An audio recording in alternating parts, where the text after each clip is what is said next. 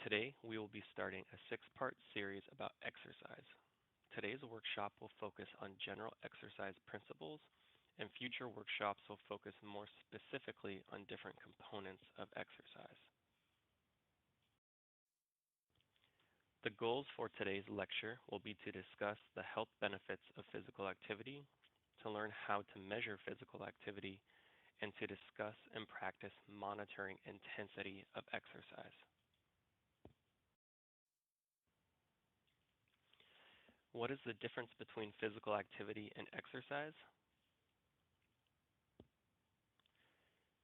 Physical activity is any movement. Good examples are walking around the grocery store or sweeping the floor. Exercise, on the other hand, is different because it is movement that is planned and goal-oriented. An example of this is walking on the treadmill for 15 minutes at a fast speed with the goal of improving endurance.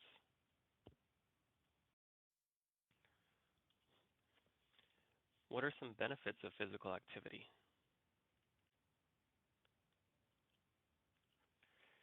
Some common benefits of physical activity are gains in strength, flexibility, endurance, and balance.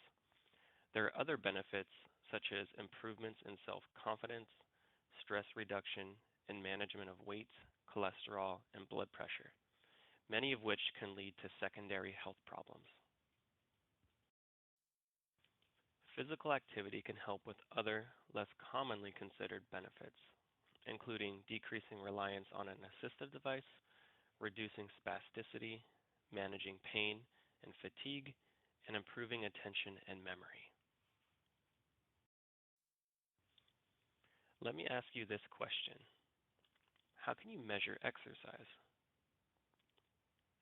What are some strategies? One strategy is to use the FIT principle. This principle breaks down exercise into 4 different components: frequency, intensity, time, and type. Let's spend the next couple of minutes going over each component. Frequency means how often you should exercise in a week. This depends on the type of exercise you plan on doing. We'll get into the details of each type in future workshops, but it is generally recommended you exercise 2 to 5 times per week.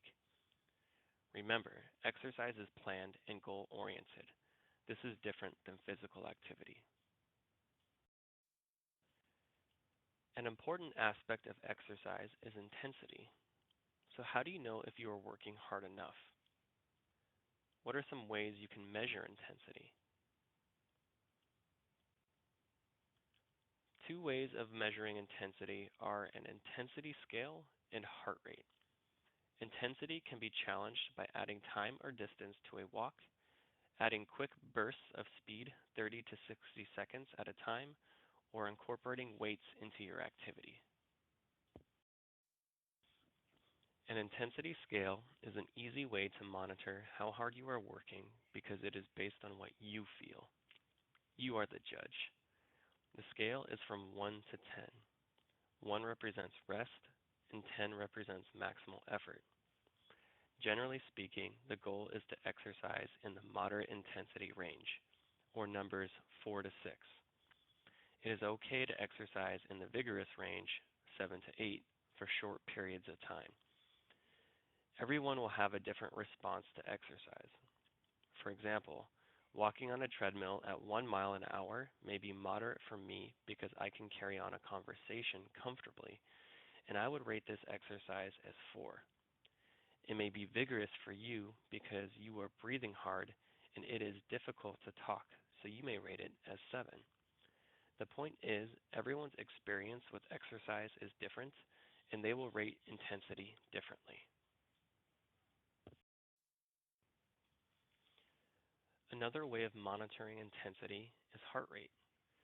Generally speaking, the harder you work, the higher your heart rate. So how do you find your heart rate? There are 2 common methods.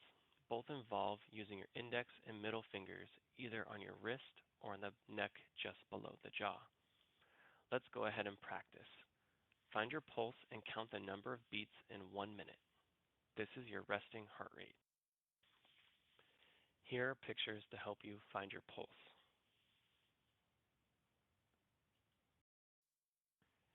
The next component of fit is time.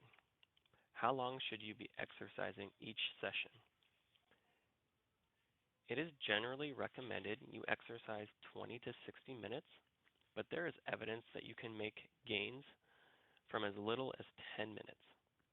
The amount of time will differ depending on the type of exercise. We will get into these details in later workshops.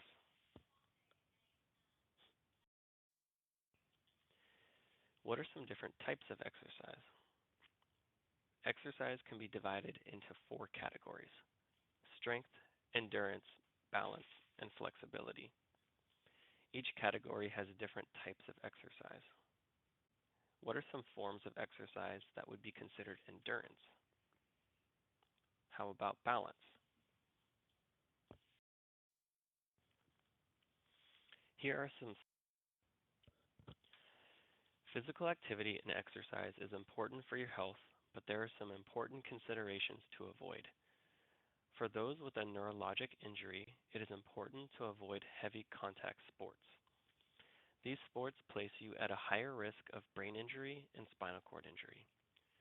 Everyone should wear a helmet during activities where you can fall, such as riding a bike or ice skating. Finally, it is important to ease in by starting slow and gradually increasing your workout. If you experience dizziness, feel like fainting, excessive fatigue, or severe shortness of breath, then stop exercising immediately and seek medical attention. Now let's put what we learned into practice. If you are able to stand safely, please stand and march in place for 1 minute. If you prefer to sit, then march or move your arms for 1 minute in a sitting position. After moving for 1 minute, find your pulse and count the number of beats in 1 minute. Did it change from your resting heart rate? Does it fall within the target heart rate range for your age? How would you rate how hard the activity was? Use the scale to give a number. These are practical ways to measure intensity of exercise and can be applied to many different types of exercise. That concludes this workshop. Thank you so much for your time, and I look forward to your participation in future workshops.